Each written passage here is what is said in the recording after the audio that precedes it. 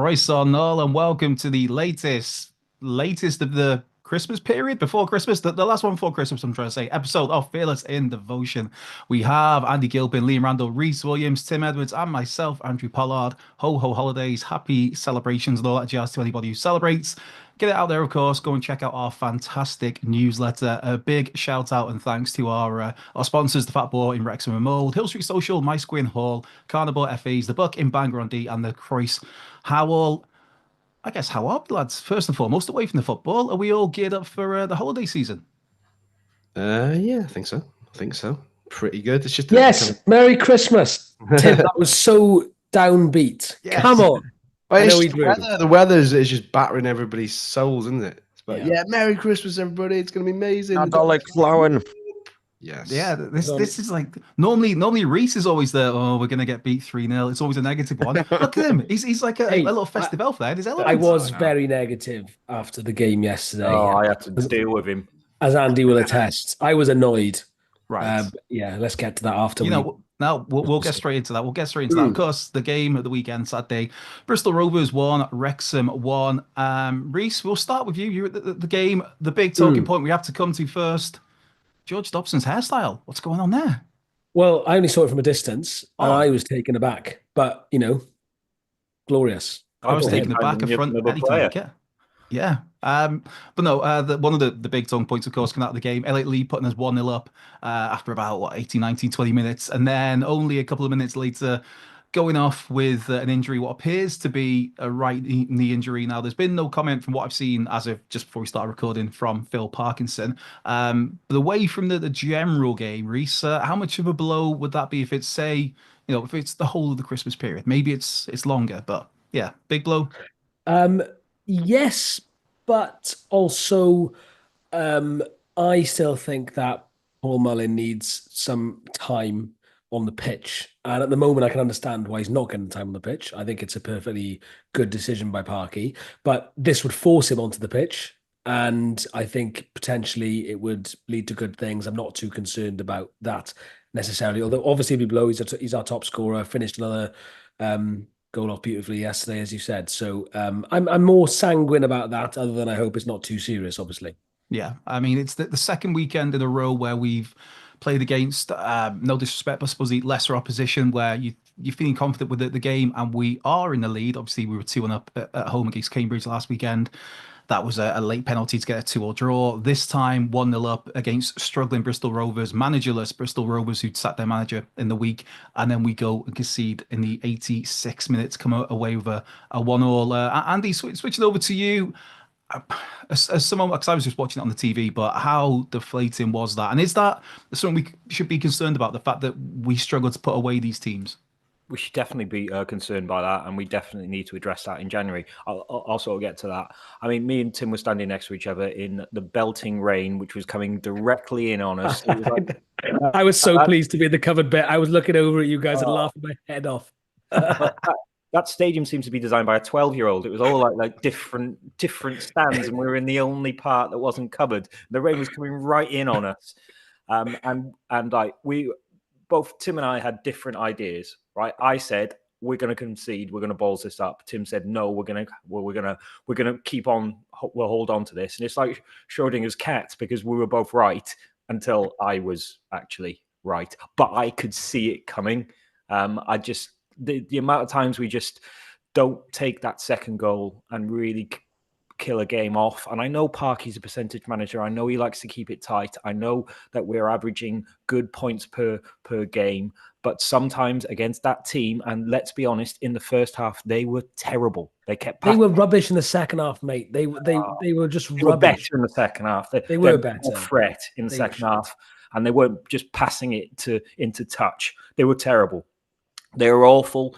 We just didn't have a spark to go and win it 2 or 3. And I said to Tim, if we get another one now, this could be 3 or 4, because they will go to bits. But you get to 70 minutes and it's still 1-0. They know they've got a puncher's chance, and it's disappointing defending. I've watched it back a few times. Good leap from the lad, but really and truly, it's not the case of let's blame Ryan Barnett for not pointing it out or anything like that. Like we shouldn't blame Paul Mullin the week before for not putting it out against Cambridge. The simple fact is, little defensive mistakes like that won't matter if we are 3-0 up or have crushed them a little bit more. And at the moment, we're just not putting teams away. And it's disappointing that we've got a nice run against the lower league teams lower in the league, and we've not been able to capitalize at all. I mean, that's similar sentiment to what Phil Parkinson said after the game, where he said about he didn't necessarily, throw any shade on the goal we conceded. His point was more, yeah, that's just a consolation. That should have been 3-1 sort of thing. That goal should not matter. It wasn't so much digging out the goal. It was a case of we should have been several goals ahead at that point. I mean, there were chances, but not massive chances. There was one that Moles could have maybe slipped Barney, and he had a shot, which you don't blame him for because he's a striker desperate for a goal. There was one where Andy Cannon kind of lost his foot in a bit and gave away a free kick. There was the awkward one where everybody thought Paul Mullin was offside, even Paul Mullin, so he didn't go for the ball, apart from the only person who thought... Yeah, was he actually on? I've not seen it back, but yeah, he looked a mile off. But the linesman didn't give it. But Moles was in that. I don't want to go for the ball because I'll be offside, so I'll leave it for. I think it was Cannon. But these are all beat around the bush. I mean, the goal itself that we conceded. Yes, Barney should do better. He shouldn't let the ball drop. He should get rid. But then when it goes in, I think it's Lewis Brunt with the man. But we can blame the weather conditions, as some people have. But both teams had to split with those conditions, which I believe were horrendous. Liam, yourself, because I think out of the five of us, it was only me and you that didn't go to this game. But just watching it from home, what's some positives we can take out of this? I mean, I thought it was another excellent Matty James performance for me. But what are the positives you take out of this? Well, we started the game really well on the front foot, and I sort of wondered if Elliot Lee coming off was maybe not a total game changer, but it sounded like he was really on it. He was absolutely everywhere, took his goal really well. He was making runs which, since he's been playing behind Palmer, I sort of expected to see more from him. And against Bristol Rovers, we actually started to see that, some really good runs off Palmer. He looked like he wanted another goal at least, and then for him to get injured was a bit disappointing. So I think, fingers crossed, Lee isn't out for too long, and if he can come back playing like that, then that's only got to be a good thing. A sort of fit and firing Elliot Lee. I think we were actually quite good at times on the attack. It was more sort of those late decisions, like you said. Cannon could have played Mullin in, Mullin could have played Barnett in. I think that Mullin one for me was the one where I thought if he does put Barnett through here, the way Ryan Barnett's been playing this season, I think he would have put that chance away all day long. So we were trying to play more on the front foot than we have done previously away from home. So that's one positive I can take, but it was just incredibly frustrating. I think more so than the Cambridge game, because Cambridge came at us, gave us a game. I could take that. When it was Bristol Rovers who have one chance and take it, we should have been further ahead by that point.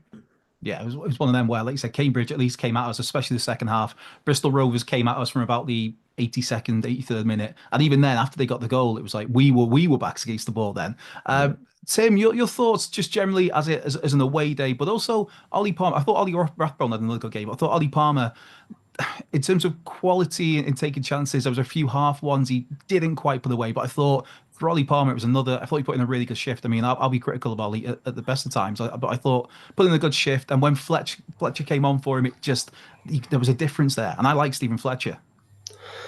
Yeah, I mean, just kind of echo what everybody else has said, really. We're huffing and puffing, aren't we, at the top end of the pitch? That's a fact. And if you look at the season so far, maybe barring 3 or 4 results, all of the games that we've won have been by single goal margins, pretty much. The 2-1s, as well as the 1-0s. There's a 3-2 in there.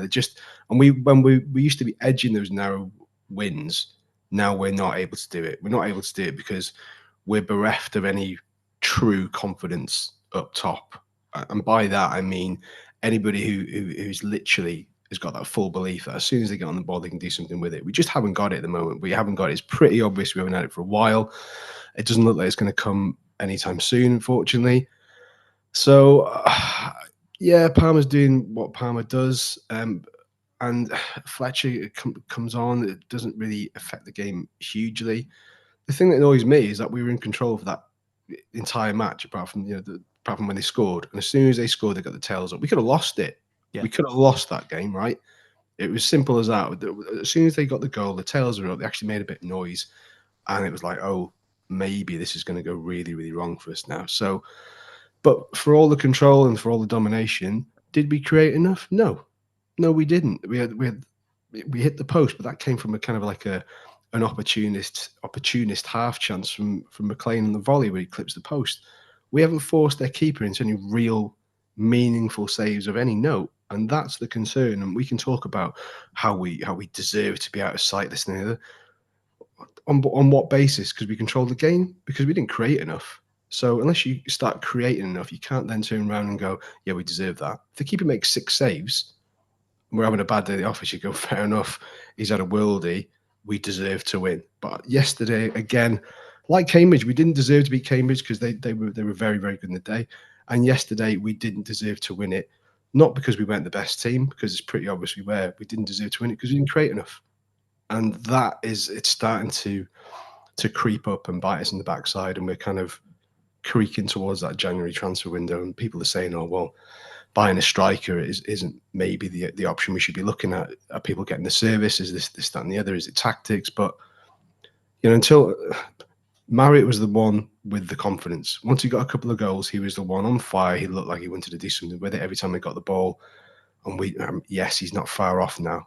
We've seen the news this week that he could be days or weeks away, probably weeks away, which is great. But there's a lot of games, a lot of football to be played in those next 2 or 3 weeks. So I don't know what the answer is, but in terms of your, my completely. I know what the answer is. Well, yeah, well, in a second, just to reply to your question, what was it like as an away day? It was a long away day. I concur with Andy. Weird stadium. I kind of liked the Memorial Ground when I was there years ago, but it's a bit of like a cut and shut, to use a car terminology. It's very, very odd, and it took forever to get out of there. Like no kind of mobilization in terms of the traffic. It's just a bit of a complete bottleneck for about 2 miles. So overall, yeah. However, the beehive after the game was great. For anyone, all the South Wales Reds listening will know that Rufus, who's the landlord there, is a massive Wrexham fan. So it's where the South Wales Reds stop every time on the bus back from London. And there was a big crowd of us there. And there was a good atmosphere despite the late equaliser, because it's Christmas. The scrap was good though. Two scraps. Was it 2? I remember. Yeah, one with Ollie right at the beginning, and then one post. Ollie had a scrap after 30 seconds. They were squaring up to each other. Yeah, can anyone who was watching on telly tell me what happened there? Was it just the Ollie one? It was absolutely nothing. It was just the defender was up his arse. He'd gone to kind of spin him. They'd had a bit of a argy-bargy. It was nothing in that. It was just handbags. And at the end with the stuff with Stephen Fletcher, well, obviously James McLean's the one that gets booked for it. But that was something that gone on with Fletcher and one of their players where watch it. It's Rathbone was the flashpoint, wasn't it? Yeah. Now you've mentioned Fletch, can I make some points about discipline that I was disappointed about yesterday? So there was the Ollie yellow card gate, which was so needless. It was painful. And I think he loses his edge a little bit, as Andy was saying yesterday in the pub, when he's on a yellow. Even though I do think he played really well, actually, to be fair to him. So I'm not just digging Palmer out here, but he was just so needless. And then Fletcher was on. He made 2 that I remember, may even have been 3, but there's 2 I clearly remember. Fouls on the keeper. That was so obvious when it was like when we were really pushing for a goal, and another one was so late, and it just allowed them to kill more time. That I was just really disappointed with it, because it was very frustrating. We were struggling to get up there at that point anyway, despite the massive wind we had in the second half. And I just thought that was poor form, to be honest with you. What would say it? I go with that. One thing before we move on to our next topic, I have to ask you, Rhys, if it was a South Wales Reds day out, how heavy was that? It wasn't too bad for me because I was hungover. So I'd had our big, all our mates had a night out on the Friday night. So I was very fragile. So I didn't drink a pint until post-match. And I only had 2. And then I slept on the train home. He didn't drink a pint until I said, "Does anybody want a pint?" And yeah, basically. Yeah, I'll have one. Yeah. I lost my wallet, I think. My card was blocked. Yeah. I know we're going to move on, but I think I've slightly changed what I think we need in January. Before I said we needed a first choice striker, I actually think we need 2. I think if we're really serious, about going up, and it's a great opportunity to go up where we are, then we need to bring in 2. I'm not saying that they're going to be £2 million signings. I actually quite like the idea of saying going to the likes of Liverpool or Villa or someone like that and say, look, give us one of your up and coming, promising talents, and we'll put him into a promotion race, and we'll see how he deals with the likes of a Lewis Kumas or a Dan, someone quick, someone a little bit different. Or Louis Barry. Sorry. Or Louis Barry, who's now been recalled. Bringing Louis Barry, that would boil some piss. I'm all for that. But I think we need 2. I really do. I like you. I was disappointed with Fletcher's display when he came on. I don't want to dig the lad out, but so many times he does little flicks and tricks where really and truly we just need to hold the ball up. And that seems to be his default. And that's great if we're 2 or 3 goals up and you want to open them up. But if you need to keep the ball and keep the play in a certain area, then doing flicks and tricks isn't the best use of his size and experience for me. I would say we need 2 strikers if we're serious about going up. To finish, He's got silly hair. To finish the segment on a high, can we all agree that is probably the assist of the season? Oh, that is Ferguson at his best. It's an absolutely fantastic. It's an unbelievable ball. I couldn't believe it. It was Crown Green Bowls-esque, just like the cheeky little just magnificent. For me, he was my man of the match. Should probably mention as well, we will move on, but just great news for me that the Matty James obviously has had his he's signed an extension because it was initially until January. He's signed until the end of next season, which to me is just a massive plus. Right, moving on, and it's time for, last week it was Randall-less, but this week the Randall Roundup is back. Liam, what have you got for us? Yeah, don't worry, everyone. I am here this week, so keep viewing. Lizo Mazimba is back with his news round. What has been happening in the Wrexham world this week, you might ask? So Patrick Bamford, speculation linking us to a move for Leeds United's Patrick Bamford. Right now, to start off with, if you'd told me in early 2020 that I'd be on a podcast speculating about Wrexham potentially signing Patrick Bamford, I'd have thought you were bonkers. If you said I'd be on a podcast saying that I actually don't want us to sign Patrick Bamford, well, yeah, that would have been beyond belief. But I don't know about anyone else, but this is one I'm sort of hoping is just newspaper talk as opposed to anything solid, because I think the risks versus the rewards are quite, outbalance one another. Can I? But before he goes in, I think I've just come up with something. Can you hear this? No. You're gonna have to. Could you sing it to us? No, it's just I've got a robotic voice to do a Randall Roundup, and it sounds like it's from the future. It just goes Randall Roundup, Randall Roundup. And you chose to just debut it out of the blue without telling us when we could have just halfway through the segment. Well, no, I've just done it now, and I just thought it would add some spice. I'll tell you what, we'll add it in post. Yeah, we'll put it in post. He's done it to the same intonation as exterminate. So we're guessing it's going to sound something along those lines. I want the Smash Robots. That'll do me. Give me that voice. Hang on, try this. God. Go. There we go. No, Andy, let it go. If anyone's watching this right now, please zoom in on all those pictures on Andy's screen just to make sure there's nothing dodgy. Andy, mute yourself, record it on your phone and play it back. It'll work that way, trust me. Yeah, okay. I'm we're award winning. What is going on? Liam, please why we win awards. It's the absolute immediacy of this and the ideas that flow through us. Yeah, Liam, continue with your award-winning. Yeah, I'm actually looking forward to FiD-mas now this week. Cheers, Gilbo. Right, Liam, carry on. Yeah, so there's barriers in place if we did want to go for someone like Patrick Bamford, not least being his wages are reportedly in the region of 40,000 a week. I don't think Wrexham are going to be paying that sort of money just yet. Daniel Farr, I got to be careful there. Daniel, the German manager of Leeds United, also doesn't sound too keen to lose him from the interviews that he's given to the media. So yeah, we'll see with that one. To me, I wonder if it's more something to generate a bit of interest for ahead of the transfer window. I don't necessarily see that would be one we're into, but let's see. In other news, Ryan and Rob have been linked with investment in another South American football team. They obviously got the one in Mexico, Necaxa. Now there's links to a top-tier team in Colombia, La Equidad. It's with the same investment group that they're involved in the Mexican club with. Again, not many details out there other than the fact it's the likes of Eva Longoria once again. Has anyone ever been to Colombia on this podcast? Have you been to scout out the venue? If anyone, I'm going to guess Andy Gilpin. Just pure guess. I reckon he's got the Randall's round up working now because he's laughing to himself in the background. So I reckon he's got that ready. Or he's got a really good Colombia story. No, I've just had a look at one of the pictures that was on this thing. It's bloody hilarious. Anyway. Tease. And in other news, Wrexham versus Birmingham is going to be shown at Cosm, but for some reason Birmingham tried to claim it was an EFL first when I think actually by the time it happens, it will be the third fixture to have been shown and the second one of ours. So they're not having that one. And all the Birmingham fans were saying, "Oh, what a wonderful wind-up of Wrexham fans." It's like, no, someone's just made a cock up there.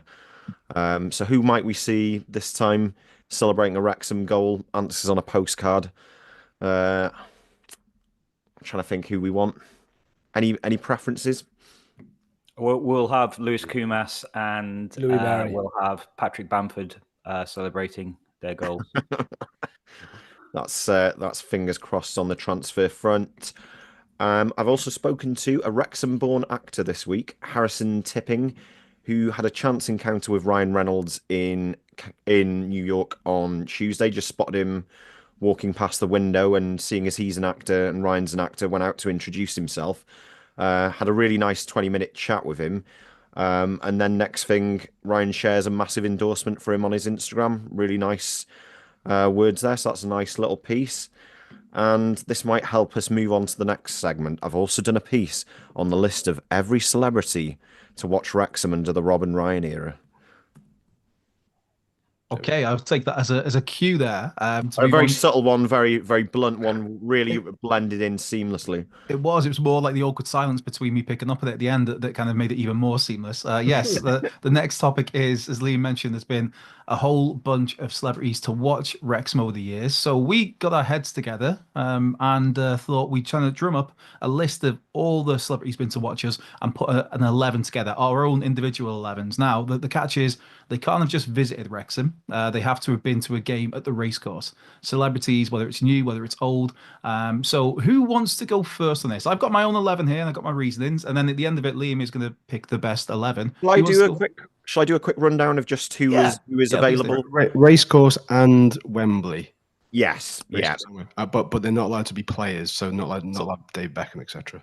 Yeah, we had to rule out any footballers. So some of these names go together very interestingly. So I'm just going to read through the list from start to finish. So we got Will Ferrell, Jason Sudeikis, Ruth Dodsworth, Kit Harington, Bryn Law, Blake Lively, Adrian Chiles, Paul Burrell, Caitlin Olsen, Glenn Howerton, Tim Vincent from Blue Peter, Charlie Day, Ted Robbins, Phoenix Knights fame, Emma Corrin, Andy Scott from The Sweet, Paul Rudd, Hugh Jackman, Olympic weightlifter Gareth Evans, Adam Richman of Man vs. Food fame, Kevin Feige, who's is he the director or is he something to do with Marvel? He's the creator head of the Marvel Cinematic Universe, holds it all together, directs, kind of puts all the plans together for all the films looking towards into the future, doesn't get hands-on in directing, but just kind of oversees everything like a little magician above. I just saw Andrew's nerd sort of vein throbbing on his forehead then when I said he was a director, so that's useful. It's showing, sorry. Then we've got Jenny Ryan, who plays which chaser is she in The Chase? Vixen. The Vixen. Rhys looks super enthused by this already, by the way. Go on, keep going. Eva Longoria, Jason Watkins, Humphrey Carr, Channing Tatum, Brandon Sklenner, Billy Joe Armstrong, and Claire Evans. I've met the Evans. I haven't heard of half of them.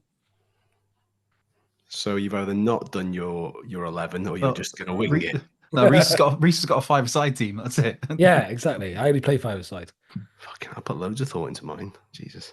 You know what? I'm going to go first on this one because should we go? I feel like we're going to have to be quite quick because if there's full 11s going on. Should we go through the goalkeepers, then the defense, blah blah blah, and then Liam gets to pick? All right, okay. I'm going to go first in that case. I'm definitely not going to go Tim Vincent in goal because he had the shocker when he went in next against the FA Cup team in 96, 97 on Blue Peter, and he was horrendous. I believe that was what? Carl Conley, Brian Hughes, Tony Humes, and Joey Jones. So Tim Vincent, Wrexham boy, is out. My goalkeeper is going to be Paul Burrell. Purely because if you're an opposition player going through at Paul Burrell, I'd rather just smash him in the face with the ball, or just it's the face, the annoying persona where you'd rather almost like hit him with the ball than put it either side of him. So that's my my case for Paul Burrell being in nets. I thought you were going to say it's because he was Diana's rock, so he was going to be the rock at the back. But there we go. Yeah, no. It's Will Ferrell for me. Big man, big hands, no brainer. Andy. I did have Ferrell. I did like the idea of Frank the Tank in goal, but I've gone Ryan Reynolds just because he is an ex-keeper and I actually want this team to win. Okay. So, yeah, that was where he used to play. So, big lad as well, and quite athletic. So, yeah, Ryan in goal for me. I have gone for Hugh Jackman because of his cat-like, in brackets, wolf-like agility. So that's the reason I've gone for that. So Liam, you get to pick from those four or nominate something great. My nerd vein is throbbing again. It's not a wolf, it's a wolverine. It's different to a wolf. Either way, on, man. man. Slice up the opposition.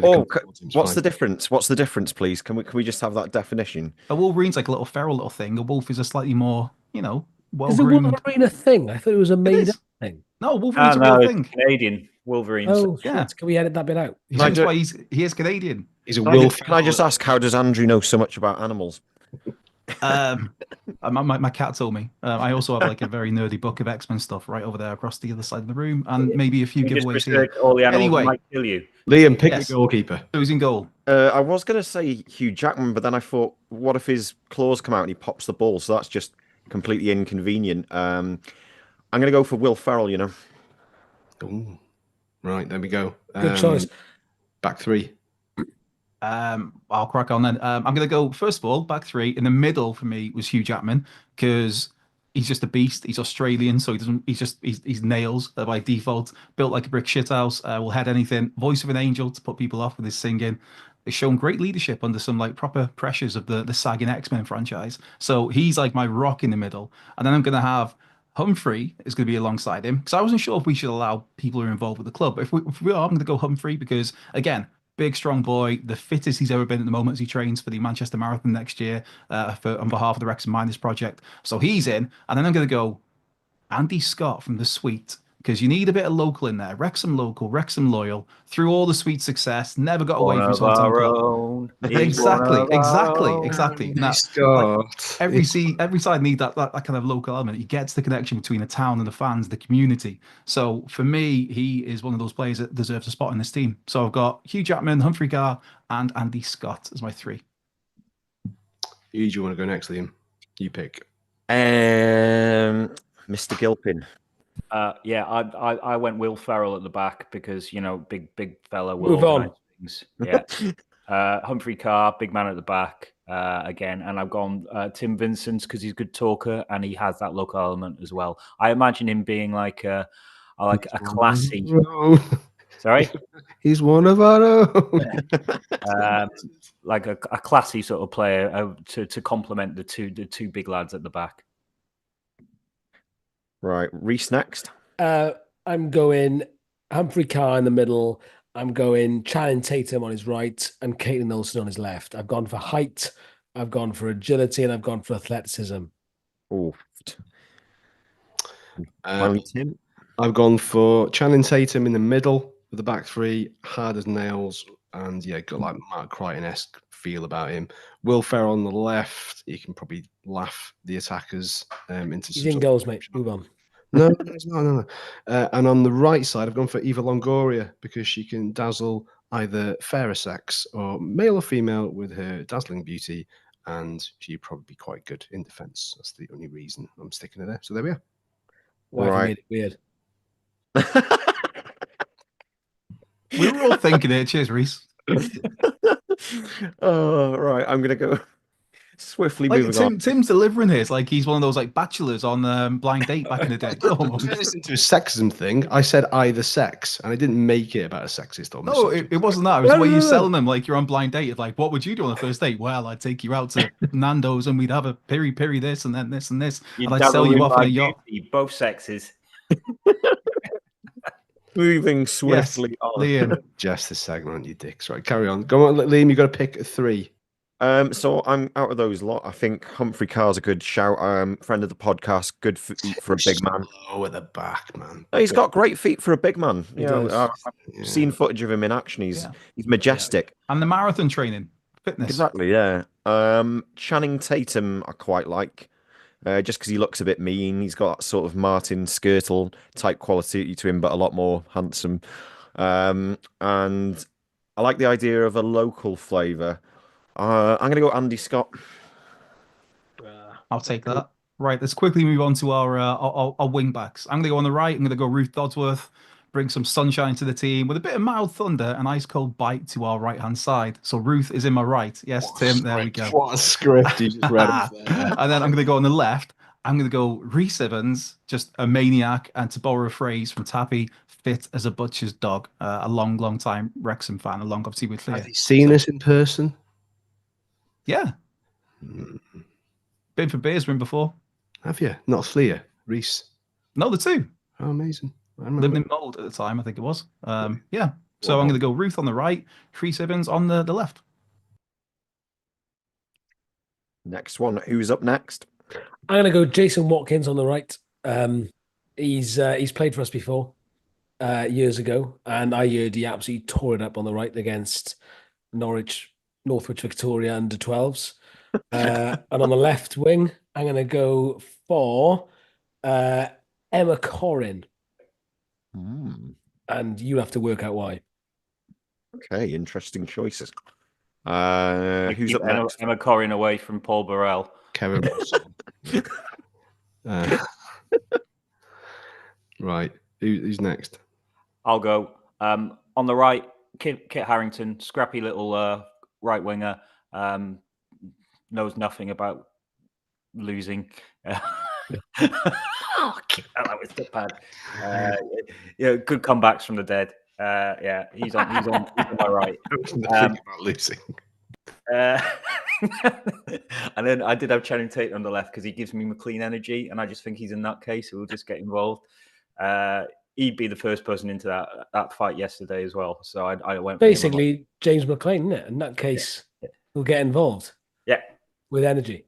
Yeah, we're gonna win. This team's gonna win.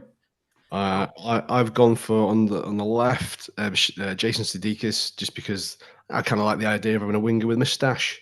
Just some sort of bit of class about them. So I go for that. And on the right, friend of the pod, Billy Joe Armstrong. Small, diminutive, low center of gravity, fast, and can get a tune out of these players. So yeah, him. Right. Based on all those, I think I'm going to go for Kit Harington, just because I liked Andy's reasoning. It amused me, it entertained me. The other position. Because I need that final 11 to post to see if people... Oh, don't worry. I'm making a note. I think I'm going to be Emma Corrin on the left, isn't it? Nah, it's going to be Rhys Evans. Got to be Rhys Evans. Oh, Cabby Dealer. You're making this difficult now. I've changed my mind about 10 times already. I'm going to go for Ruth. I'll take that. I mean, Ruth was on my right, but she gets a spot in the team, Hey, so we're good. She's good with both feet, so it doesn't matter.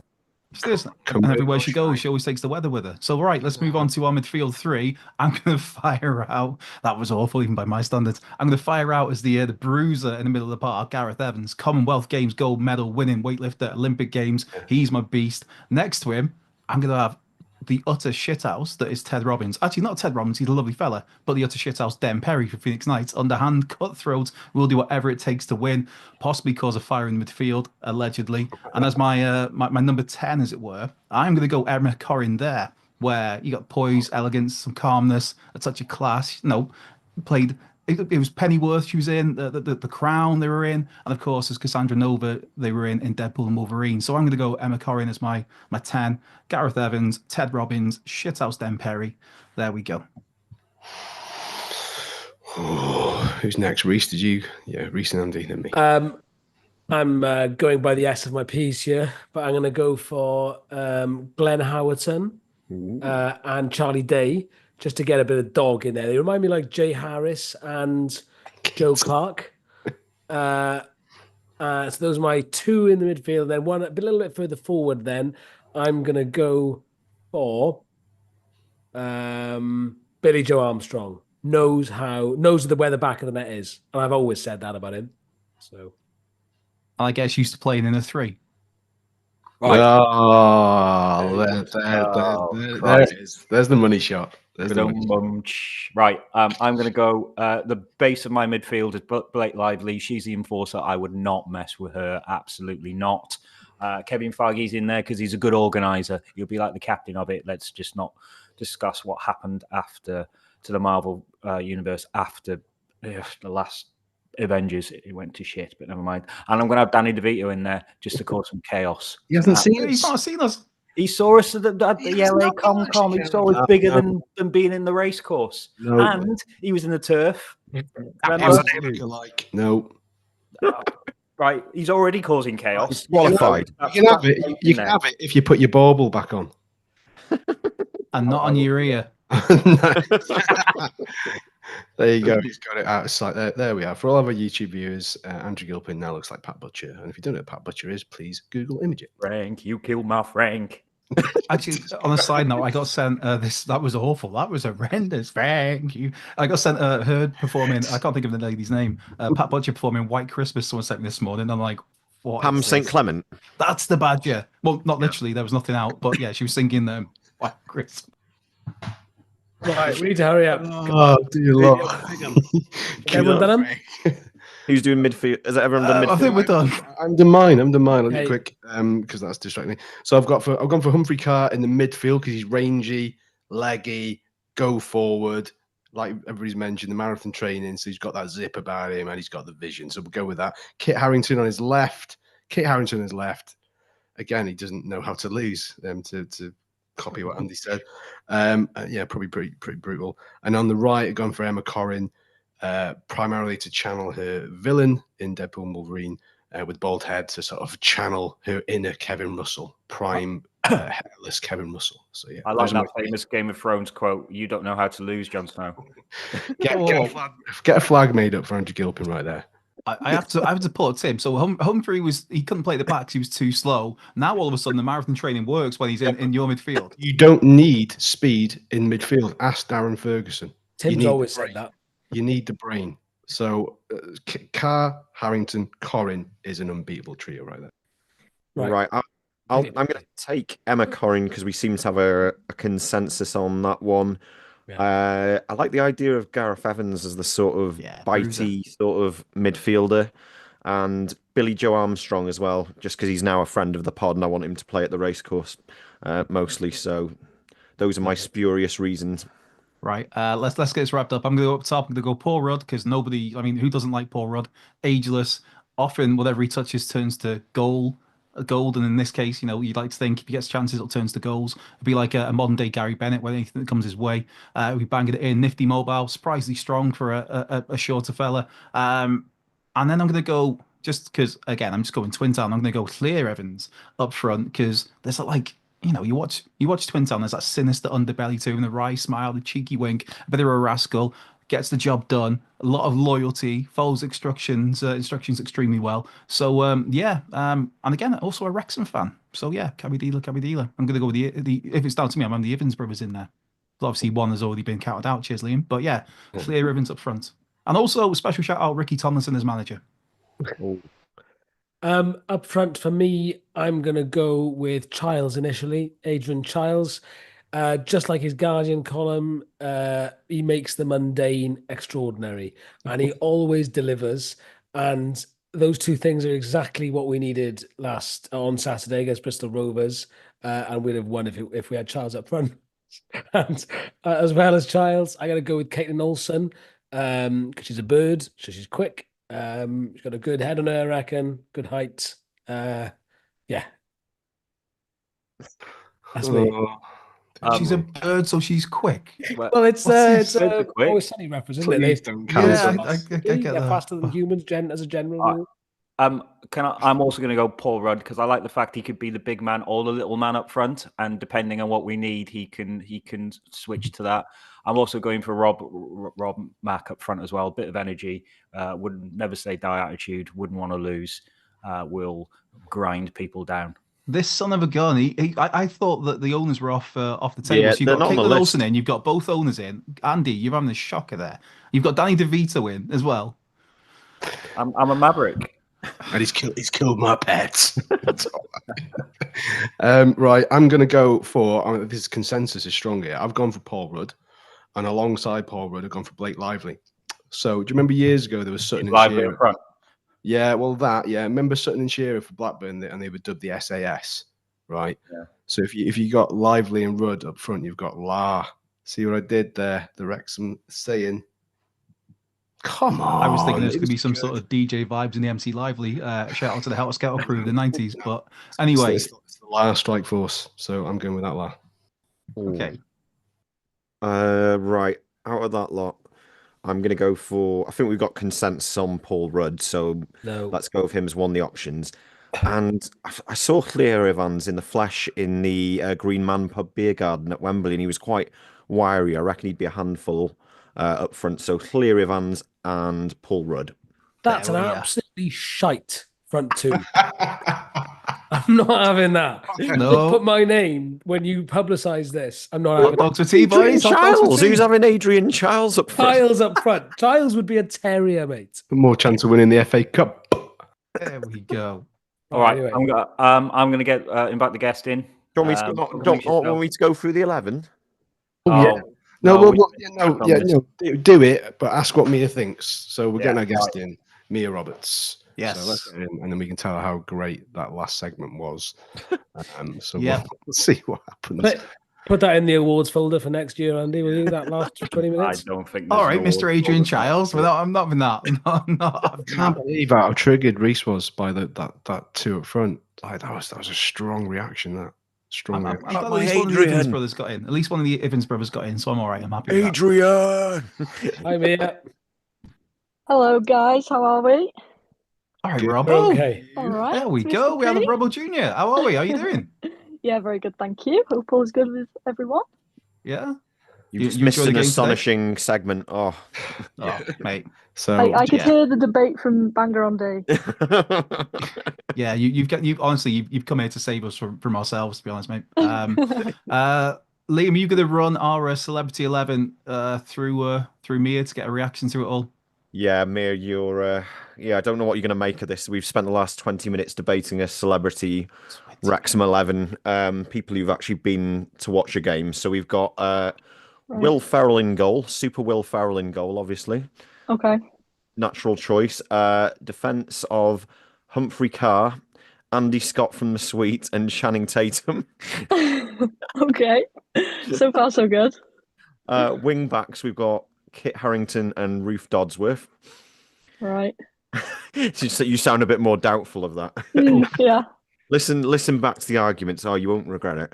No, I'm sure. Midfield of Gareth Evans, the weightlifter, Emma Corrin, and Billy Joe Armstrong from Green Day. Right. Okay. And up front, we've got Clear Evans and Paul Rudd, which Rhys nearly lost his mind over. So, Right. Okay. she's like, what the hell have you guys been doing for the last 20 minutes? This is what winning. Yeah, you don't have to say anything. Yeah. No, I rate it. I rate it. Sounds good. Your face says it all, I think. I guess before we get into Wrexham chat, Robbo, how's things just landing though at the moment? They seem to be doing all right. Second, is it behind Nomads? Yeah, the Kia are sadly leading the way at the moment. Did us a few weeks ago in the league, which obviously didn't go down too well. But yeah, we've got a really good group of girls. On a personal note, I feel like I'm doing well. I'm really enjoying my football again, and I think that's one of the biggest things that the club's given me. They've allowed me to come in and play a lot of minutes and sort of find my love for it again. And I think that's something I was sort of thinking of not going back on pitch and I'm so glad I made that decision too, because it's it's a lot of travel, it's a lot of commitment, but it's so worth it. I really love that league, and already this season having the opportunity to play against teams like TNS and Aberystwyth in the cup. And to be fair to us, we've put up some good decent battles. And for me, I really want to be playing in the Adran Prem, and that's something I was sort of this close to doing, and just didn't quite get over that line. So yeah, it's fun, and we're just looking to keep improving and hopefully finish top of the league and get into that playoff. Yeah, and you're busy because you've got that. You're also in university, and you're also one of the voices of Wrexham commentary. Like it's lots of plates spinning there, Mia. Yeah, my mileage at the moment is is ridiculous, which it isn't too healthy. But no, everything I'm doing, I'm loving, and I think that's the key to it, isn't it? If you wake up and if that's always been my aim to go into a job that I love, and I think that's half the battle, because if you wake up in the morning and think, right, I'm quite happy to go into work or wherever, then you're winning, aren't you? So no, I am busy. I can't lie. I've been really looking forward to the Christmas period, because obviously uni and football sort of slows down a bit, not in terms of the Wrexham stuff, but no, it just gives me an extra bit of time to maybe prioritise that a bit more than I have been doing last few weeks, which has just been pretty manic. But no, it's been super fun. I've like you say, plate spinning is probably the best way to put it. Been doing a few bits with the FAW, with Wales and that, which has been great, especially with the women's stuff in the last few weeks. But no, it's amazing to be asked to do different things, and I think that's it's brilliant. It's fun. I'm really enjoying myself at the moment. It's been pretty mad 2024, but excited for 2025. Yeah, I said it to your old man. Obviously, if anyone listens doesn't know, Neil Roberts is Mia's father, ex-Wrexham player, ex-Wales international. I said it to your old man. I said it to Andy Morell last time I saw him as well. Like you on well, the analysis, the commentary side of things, absolutely smashing it. Absolutely brilliant, mate. Brilliant job you do. Just not just in terms of representing the town, but just like the knowledge and insight you bring to it, and the way you conduct yourself, and the cadence you have, and everything. It's spot on. Absolutely immense. But how much fun is it to work with Moz? And how interesting is that? Very fun. I mean, I'm of the age where growing up, obviously I was probably a bit too young to remember the likes of him and Truns playing together, but my era was more him when he was, that sort of player manager. So for me, growing up, he was always someone I looked at and was like, wow, someone could be on the sideline and then sub himself on. I just thought that was like the coolest thing ever. And he was good friends with my dad, obviously, but also good friends with my uncle Steve as well. So saw him a couple of times at their house, and I'd be like, oh my god, Andrew Morell's having a Chinese with my uncle or whatever. And it's stuff like that. And to now actually be in a working environment with him. And he is just, I mean, you guys know it yourselves, he's just a super down-to-earth guy, but someone who was so talented as a footballer too, and obviously knows his stuff. So for me to be working with him, it's great. We have loads of fun, really good laugh. I think we sort of bounce well off each other, to be fair. We seem to have a good relationship. A few people have said that, so that's obviously a good thing. But yeah, he's just the nicest guy, and he makes it really easy, as do Mark, obviously on commentary, and Chris Malaband on the Matchday Live stuff too. Yeah, when we were putting the notes together or agenda together for this, Tim had kind of thrown in, because obviously Mars was going to join us, but something's come up, so he's going to join us next week. As Tim mentioned in the notes, who is the ant and who is the deck? Oh, I don't know. Is it Ant and Deck, or is it bloody Carragher and Neville? I'm not too sure. I was thinking, Paul and Barry Chuckle was that's my reference point, but that's my age. Oh, I don't know. I mean, I'd obviously prefer to be Deck in that twosome, but but yeah, I don't know. I think it's nice. I think one of the things people have said to me, I know my family have said it's nice, particularly on the commentary, to have Mark, me, and Andy. We're all different ages. We're all sort of see things maybe slightly differently. But I think for me, football's it's a game of opinions, isn't it? And to have these different views, and for someone to say, well, actually, I saw it like this, or I saw it like this. I think that just adds to it. And it's great to see that them relationships so far have worked, and people seem to be enjoying it. People say we come across well, so we just focus on the game at a time and try and do that to the best of our ability. And if people get a bit of analysis out of it, as well as some maybe entertainment at times, we try our best to get a few jokes in there, not make it too serious. But yeah, it seems to be going well, so that's all credit to them guys too. Yeah, smashed it, mate. You come across always like so level-headed. Apart from maybe now and again in the turf after a game, but that's a different topic for another day. And again, that's something that came through really well on the documentary, where when the release came, and it was just like the way you handled that was just the to be able to step out in the moment and realize there's a bigger picture. Absolutely top draw.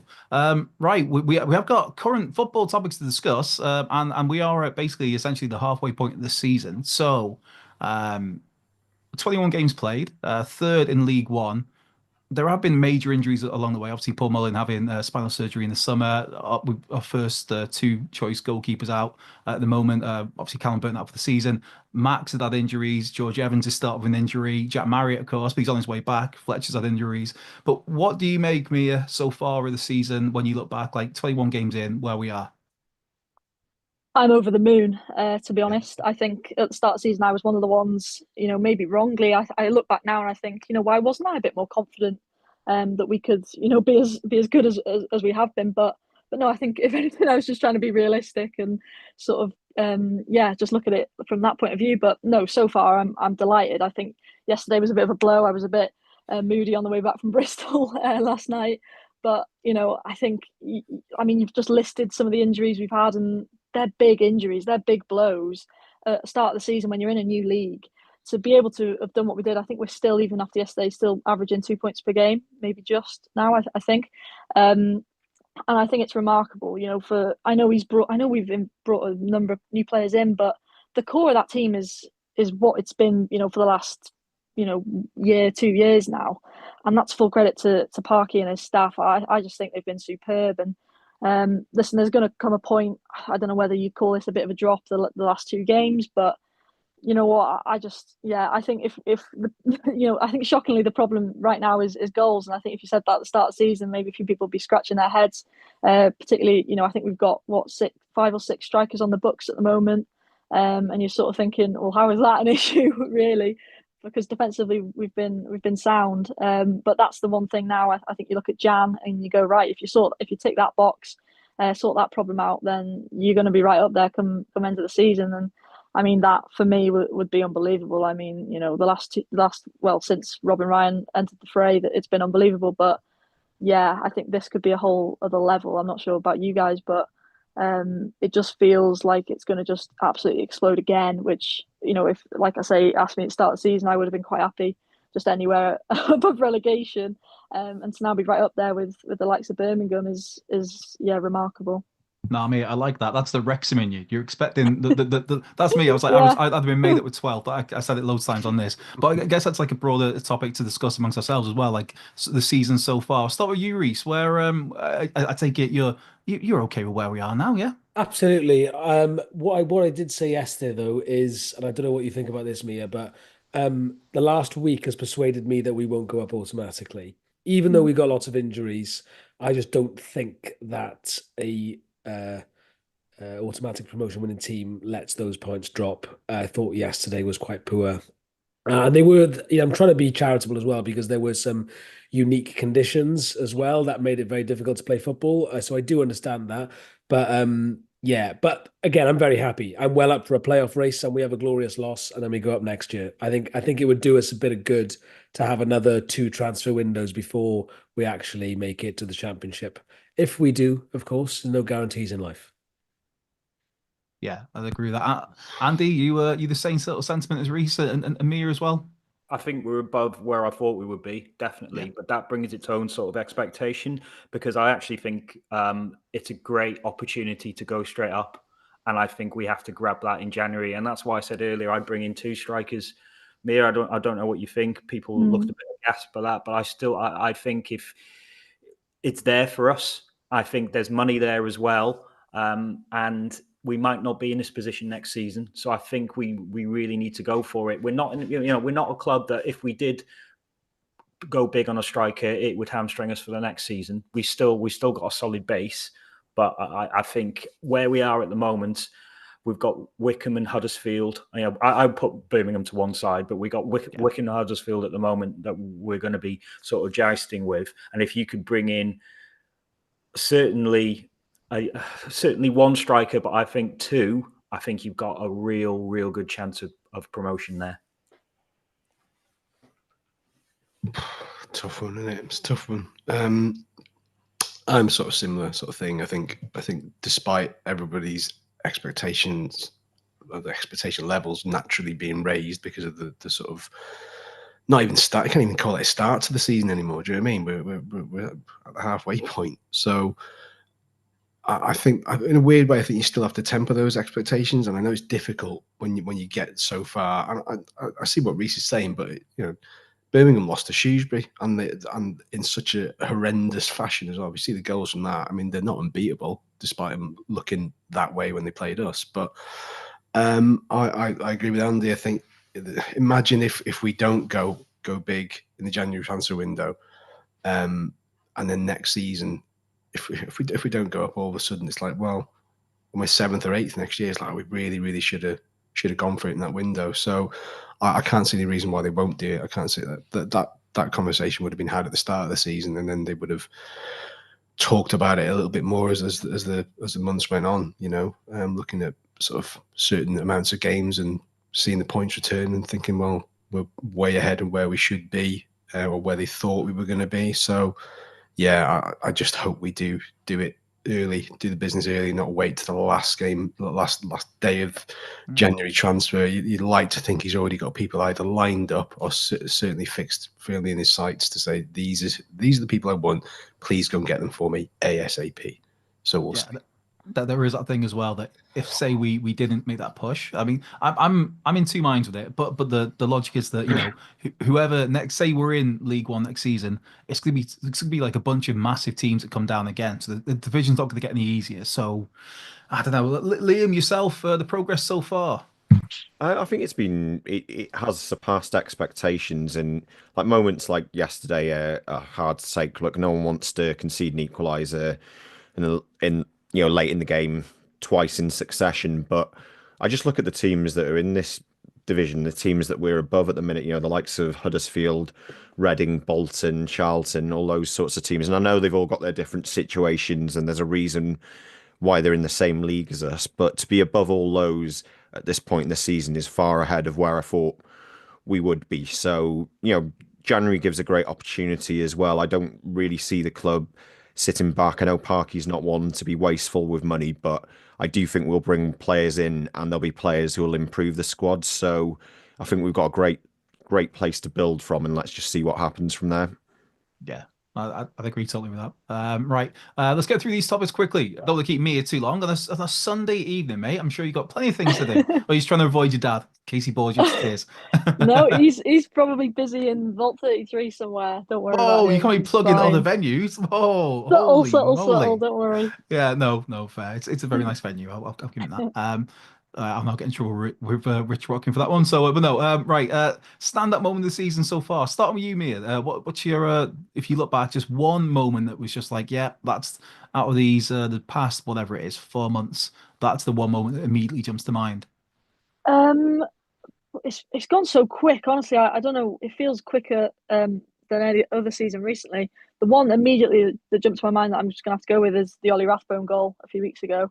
I just think when he first came in, I thought he did okay. Like, I think it's always difficult to come into a side that's doing well. I think that's something he came into, wasn't it? We were flying at that point.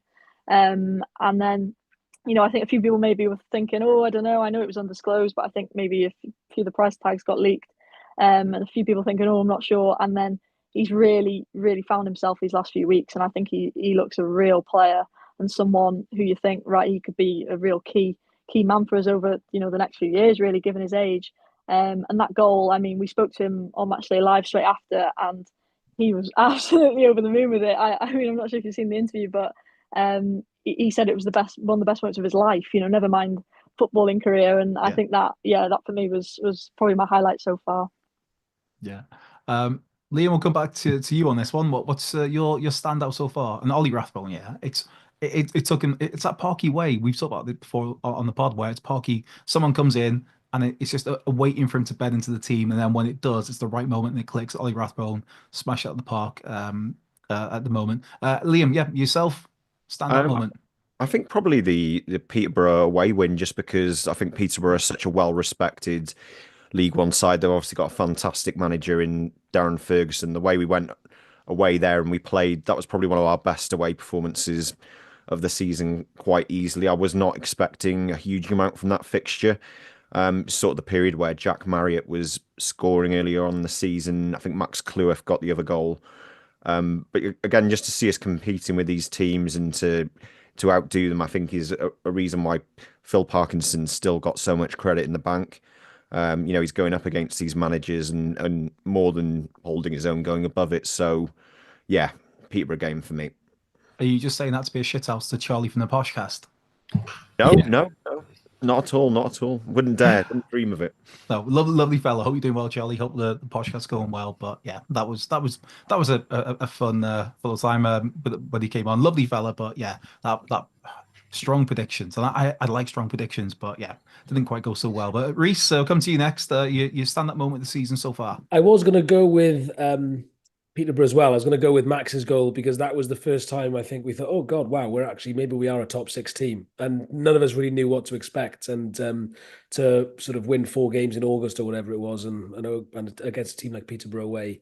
But instead, because he's taken it, I'll go with when we went up against Birmingham. I know we lost it, but I think that was the next game or the 2 games after Peterborough's the same kind of time. I remember thinking like, oh wow, we're gonna win the league. And then we didn't, but still, that goal was great, so I'll take it. Yeah, Andy. It was early on in the season we didn't actually win, but I actually thought going away to a stadium like Bolton and getting a point was a great result, and I sort of thought there we belong in League One now. Now hindsight, we probably should have won it, but you know what I mean. To go to a place like that, to an atmosphere, to play well. Could have even nicked it. I just really enjoyed that whole sort of day out. It seemed proper. Like, you've been to Eastbourne, you've been to Braintree 6 times, and all of a sudden you go into the Reebok or whatever it's called. Was it Very Sure? I don't know what that's. Tough Sheet Stadium. That's it. Whatever it's called. It's the Reebok. And you go there and you get a result. I thought that was great. Really enjoyed it. Yeah, Tim. Mine's similar, but sub Bolton for Charlton Athletic. I just thought, again, such a good away day for the ages in terms of the amount of people who went. Such a great stadium, and it was just carnage in the away end. And Cannon comes on, steers that goal inside a minute of coming off the bench, and the place just goes crazy.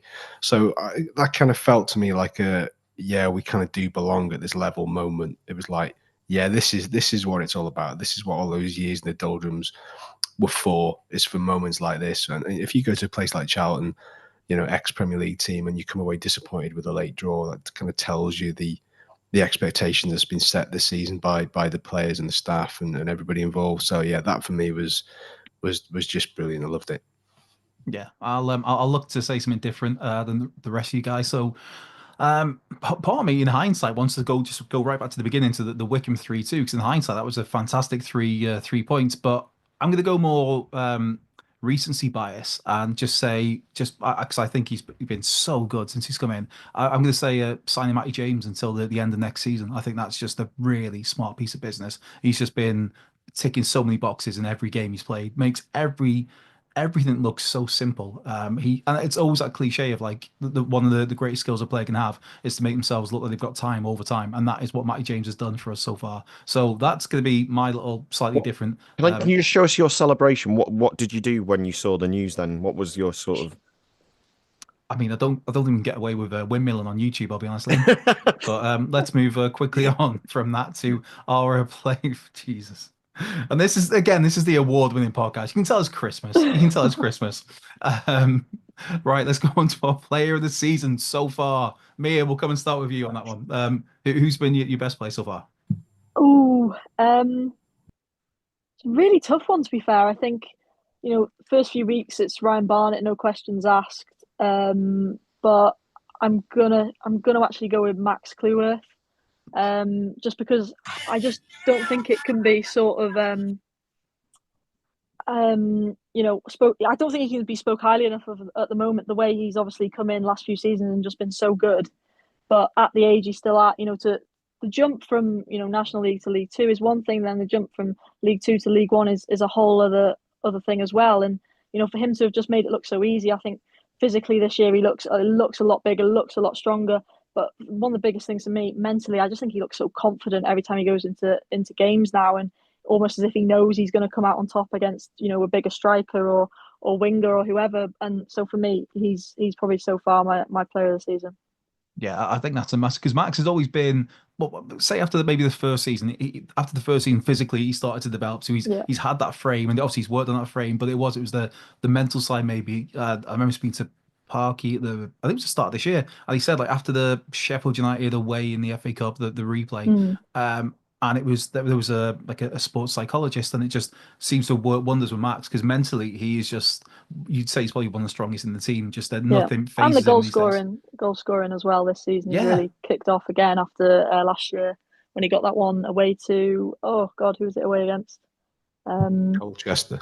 Colchester, that's the one. Yeah, thanks to him. he's taken that Aaron Hayden role. So Max is Mia's pick. Rhys, we'll go to you on this. Play season so far. I'm going to go left field then, because, well, maybe I'll just go for someone different to be interesting. I'm going to Sam Dolby. Yeah. I'm going to go with Ollie Palmer, because he has surpassed my expectations. And I think, even though I slagged him off earlier, I do actually think yesterday's a good example. You know, obviously we didn't get the 3 points, but if we did, I think you could have said, you know, a Hardy works. And I think he's really settled back into League One life really well. I think without him, we'd be kind of a bit screwed, with the greatest of respects to who's behind him. So I'm going to go with Ollie Palmer. I think he holds the ball up really well. I think we're a little bit lost without him. Love him, big Ollie. You two-faced son of a gun, but I'll go with it. No, especially with Ollie as well. He's had to play week in, week out. He's that probably the one spot in the team that so far this season where he has to play every week, because there's nobody else that can start a game in that position, and he's worked his absolute bollocks. There's no one else, so I'm giving him player of the season so far, because the bottom of the barrel. That's a joke, obviously. Please don't cancel. It's almost like the Simpsons meme of default. Yeah. Anyway, Tim, come to you next, Tim. Ryan Barnett had a bit of a lull recently, but still leads the way with assists. Was it 7? I think there's only Salah and one of the Premier League player that have got more than him in the entire top 4 divisions. So I mean, I love Ryan Barnett, but you can't compare it to Mo Salah, and I can't stand Liverpool. I'm not comparing him, and just merely saying that nobody else has got more assists than him other than him and somebody else. So that's a comparative conversation. Come on, fact, Tim. It's a fact. I've got more assists than him in my 5-a-side league. So yeah, I think he's had a bit of a drop off, but he's such a good player. He's such an exciting player to watch, and to be honest, he's probably been our only attacking outlet on a consistent basis in recent months. So for me, I think he's had, like I said, he's had a dip, but he'll finish strongly as well, and just got to keep him fit and discipline free, and we're laughing. So yeah, he gets the vote for me, 100%. Okay, Gilpo, have you got anything different, or are you going to go the same sort of? Well, early doors, it was nailed on George Dobson. I actually think he's been a victim of James's emergence. I think Dobson's best role is at the fulcrum of midfield, and I think James is there, and I can't see him being shifted anytime soon. I don't think he's as effective on the right. I know Parky's played him there a few times, but I think, you know, he's going to lose out to Matty James, which is a shame.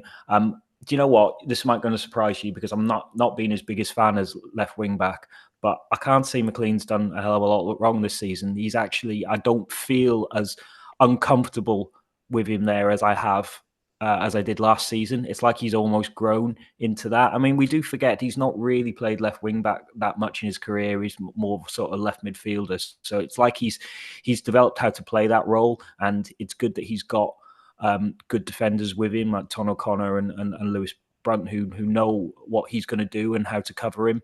And, you know, he is the first person there when there's ever a bit the chips are down, as was proved yesterday. So, you know what? He's not perfect there, but I can't really fault McLean this season.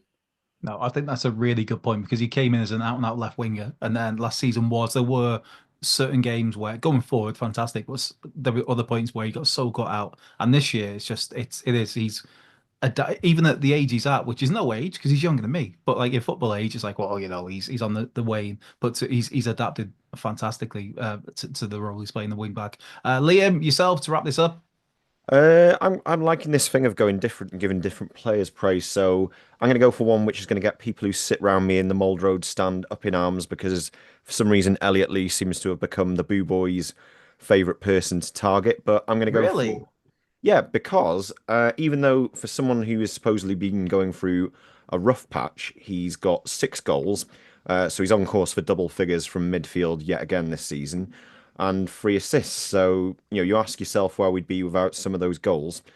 For someone who's supposedly going through a really rough patch of form, he's still making really crucial contributions. So just to wind up the people who sit around me in the Mould Road stand, also because I think he deserves more credit than he gets, Elliot Lee. I like that. See that the PG2 obviously that's PG3. We love Elliot Lee, but yeah, you PG2. That's fair enough. It's like night and day, though. It's different countries, isn't it? Really, between PG2 and PG3.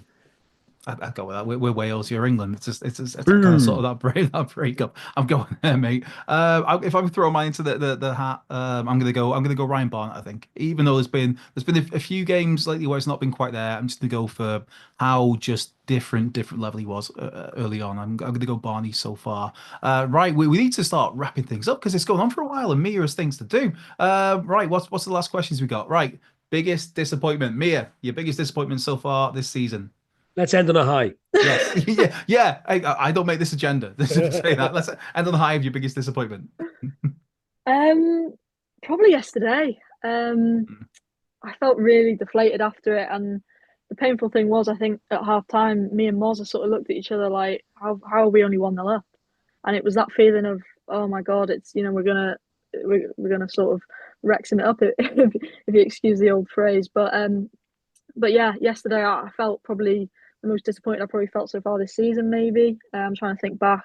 Stockport was pretty crap. I don't want to just list off a load of rubbish moments now, but no, yesterday I think Cambridge the week before for me, that was more of a one. You know what? I thought they actually played some decent stuff. Probably were fair to get a point out of it in the end. Whereas yesterday I just thought first half in particular we just dominated, and I just don't know how. I still don't know how.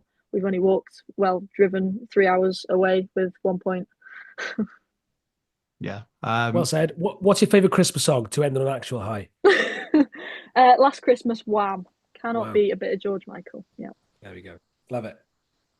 Fantastic. Are we going to let Mia go and then we'll do our disappointments? Or, I don't know, you stick around, Mia, it's up to you.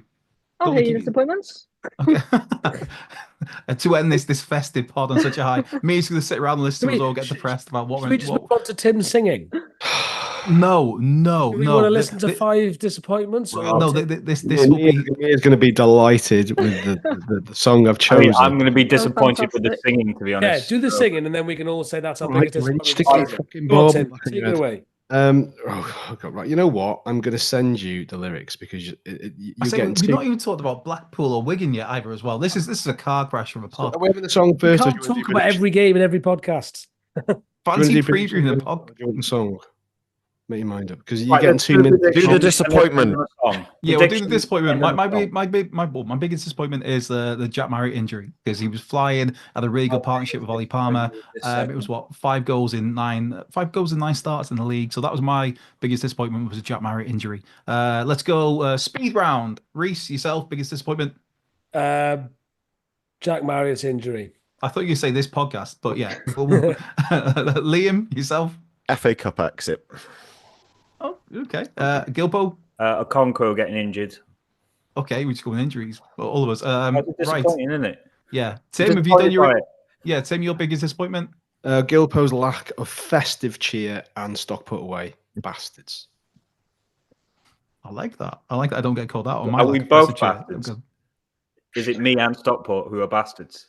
Well, no, I mean, I've gone full North Pole and I've got the full works in here. You know, I mean, Andy's taking. I don't own anything festive. I do not own a Christmas jumper. Why would I have that? Put your bauble back on because it was great. It looked amazing. I have the mood for all seasons. I've got my Gary Bennett. It works every year. This is what gets all year round. Back to back awards. Get your bauble on. Come on. Right. Predictions. Yes. Yeah, we're not going to talk about the games, are we? Okay. Right. Fine. Fine. Blackpool, Wigan, Mia. What are your predictions for this? Blackpool, I'm going to go big. I think, we'll be up for it after Christmas, 3-0 Wrexham. And then Wigan. I'm going to go a nice little 2-1 win Wrexham as well. I think that'll be a bit tighter. Okay. I have to ask as well, Wigan. Have you been back there with your old man? Because I haven't been with him. I've been with a few friends before and stuff, but no. Always look for them in the how they're getting on. Last few years, always liked them. I remember supporting them in that famous final against City when they won that. But when my dad was actually working for City at the time, which was quite funny how that worked out. But no, we're big fans of the Ticks in our household. look at that, very diplomatic. Nice. Just not on the 29th. Liam, go with you because you just popped up on my screen. Predictions for the two games, Blackpool, Wigan. I'm going to back us to Tower over Blackpool with a 3-1 win at home on Boxing Day. Did you enjoy that? Yeah. I did actually. Are we going to be peerless against Wigan? No, I was going to say something about. I think one of my first games watching Wrexham was we lost to Wigan 3-1 at home in 2000. So we're going to reverse that. Yeah. 2 3-1s. Why not? It's Christmas. Bold. Tim? I think we'll beat Blackpool again. Single goal kind of thing. So I reckon it'll be 1-0 against Blackpool. And I think we will beat those pie-eating lot from up the road. Sorry, Mia. I reckon we'll beat them 3-0. And I think James McClean will score against his old team and he'll rub it in big time. I'll be honest, Tim, I felt personally attacked. I live up the road from you and I like pies. But anyway, Rhys, you score predictions? Some whippets then. Let's go full stereotype. There you go. I think we are going to draw against Blackpool, 1-1. And we're going to 6-0 against Wigan, and the race course is going to fall down. And no. And then a certain Mr. Paul Mullin is going to regain his form on the 29th of December. Elliot Lee will still be injured, and Paul Mullin will start up front with Ollie Palmer, and he'll get a brace, and we'll beat Wigan 3-1. Mr. Gilpin? I think, like Rhys, I think there'll be a win and a draw. I'm not sure which one which. I think we'll probably beat Blackpool. I think they're in a worse state than Wigan at the moment. So I think we'll beat them 2-0, and I think it will be a nervy 1 each with Wigan. Right, I'm going to go. Surprisingly, I'm going to go a 3-0. a 2-2 with Blackpool, and then I think we're going to have some adversity, some inner turmoil, but then we're going to overcome any peer pressure to win 2-0 against Wigan. There we go. That's an Aberystwyth Town reference as well for anybody who lived in Abu Dhabi back over the day. Right, I've just stolen that. So I believe that is it. Mia Roberts, thank you for coming and joining us, mate. Always a pleasure to see you as you're typing randomly at our screen. Is Tim gonna sing us out? Geez. See, Yeah, I've got my Tim notes should, here. What we've done, I've skipped over Tim, but yes, Mia, are you gonna stick around for Merry FiD-mas? Do I have to please. stick around? You kind of have to, mate. But it's contractual. You all the lyrics of which I am a fucking lyrical genius. I've got to say This is where we all mute Oh, ourselves. it's Mia's favourite song. You get a Oh. full you get a full 2 minutes. So Okay. I'm not. I can't. That's not No, happening. do it, and then we end the podcast because Yeah, there's a loop we now. do have full lyrics there. Just Can in you case hear anybody- Can you hear it? Yeah.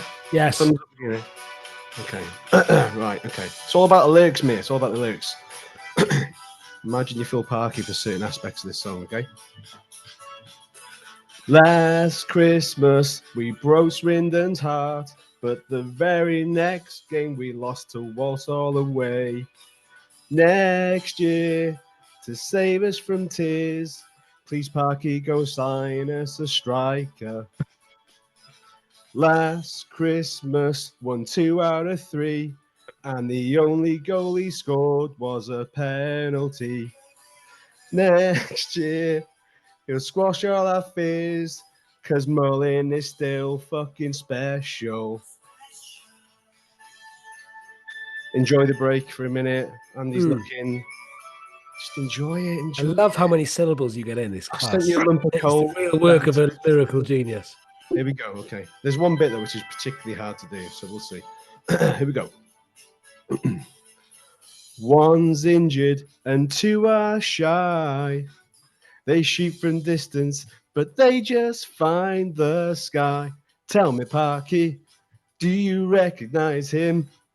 Well, it's been too long for Super Paul Mullin. Patched up and benched him with a note saying I wish you I meant it. Now I know what a fool I've been. If I start you next game, you best start storying again. Last Christmas, 1 2 out of 3, and the only goal he scored was a penalty. Next year, he'll squash all our fears, 'cause Mullin is fucking special. There you go. Spoiled it with the language for me. Didn't need the swearing. I was just It's about to as say good there a was- song without it. Yeah, I swear like a sailor, like a number. You I swear opened like this pod by saying it was something about Fleer and Paul Rudd being pissing disgusting or something. No, there was no. There was it was you. the language at me. Yeah, that was to be fair, Tim. That was probably the best one you've done. But there was no need for profanity. I swear like a number Tourette's, but like a sailor. But that was just Look, what is Christmas without a bit of swearing? But yeah, what did you think?